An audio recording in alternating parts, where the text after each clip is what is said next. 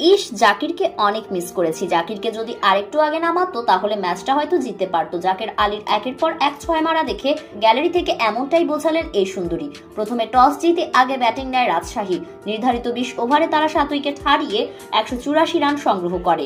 দলের পক্ষে Ryan bird সর্বোচ্চ 41 এবং এনামুল হক বিজয় 32 রান করেছেন। লক্ষ্য তারায় 17.3 ওভারে 119 রানে গুটিয়ে যায় সিলেট। হ্যাঁ দর্শক, আপনারা একটা জিনিস খেয়াল করবেন, জাকের আলী প্রত্যেকটা ম্যাচেই ভালো খেলে যাচ্ছে, তাহলে তাকে কেন 5 নম্বর 6 নম্বরে নামতে হবে? তাকে আরেকটু আগে সুযোগ দিলে হয়তো ম্যাচগুলো জিততে পারত। সিলেটের প্রত্যেকটা ম্যাচে একই চিত্র। আগের ম্যাচেও জাকির 18 বলে 41 রান করেছিল। এই ম্যাচেও চাপের মুখে 39 রান করেছে, শেষ পর্যন্ত ম্যাচটা হেরে গিয়েছিল। কথায় আছে না, আরিফুলের মতো অধিনায়ক থাকলে যা হয় আর কি। অনেক দর্শকরা এমনটাই বলেছিলেন, আর তার ওই প্রমাণ দিলেন এই ম্যাচে জাকের আলী আউট হওয়ার পর গ্যালারিতে থাকা এই দর্শকের মনোবল দেখে। একের পর এক ছক্কা মারতে থাকা জাকের আলী যখন আউট হন তখন এভাবেই তাকিয়েছিলেন এই দর্শক।